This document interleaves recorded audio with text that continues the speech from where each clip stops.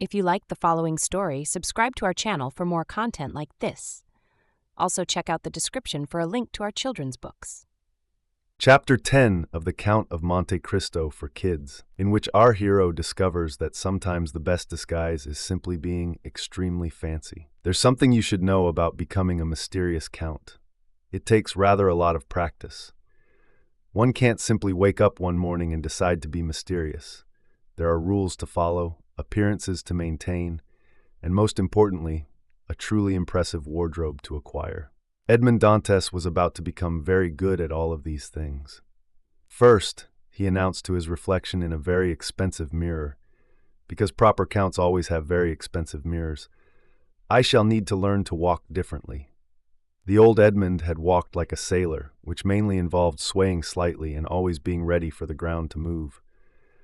The new Edmond, or rather, the Count of Monte Cristo, as he would soon be known, needed to walk as if he owned not just the ground beneath his feet, but possibly the entire street as well.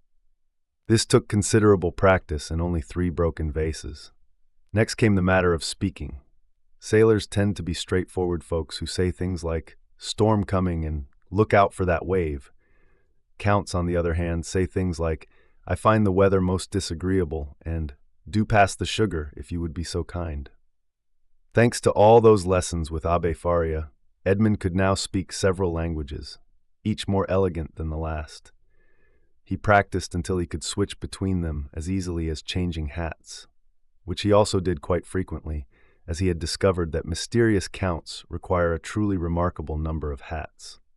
"And now," he said to his reflection, which was getting quite used to these conversations, "for the final touch."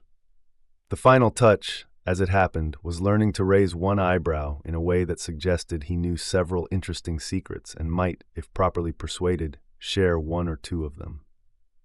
This particular skill took 2 weeks to master and resulted in some rather peculiar facial expressions in the meantime. His new home in Paris was exactly the sort of place you'd expect a mysterious count to live, full of elegant furniture, elaborate paintings, and at least 3 rooms that seemed to exist solely to impress visitors. He hired servants who were excellent at appearing and disappearing at exactly the right moments, which is a skill that all proper servants of mysterious counts must possess. But the most important part of becoming the Count of Monte Cristo wasn't the fancy clothes or the elegant house or even the impressive eyebrow raising. It was remembering who he used to be while becoming someone entirely new. "Remember," he would tell himself each morning, "Abbe didn't teach you all those things just so you could be fancy. He taught you so you could be clever." And clever he would need to be. For you see, dear reader, the Count of Monte Cristo wasn't just a disguise.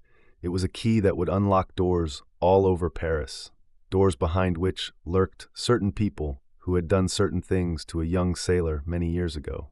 Though we should note that his plans for these people involved considerably more clever conversation with his enemies than his younger self had imagined. In the grand ballrooms of Paris, people soon began to whisper about the mysterious new count. Where had he come from? Why did he smile as if he knew something amusing that no one else did? And how did he manage to make even the simplest statement sound as if it contained at least 3 different meanings? He must be from somewhere terribly exotic, they would say, never guessing that their mysterious count had once been a simple sailor from Marseille. He must have lived such an interesting life, they would whisper, not realizing that the half they couldn't imagine was twice as interesting as the half they could. And so Edmond Dante disappeared, and the Count of Monte Cristo stepped into his place, mysterious, elegant, and just a tiny bit amused by it all. Be sure to like this video and subscribe to our channel for more content like this. Also, check out the description for a link to our children's books.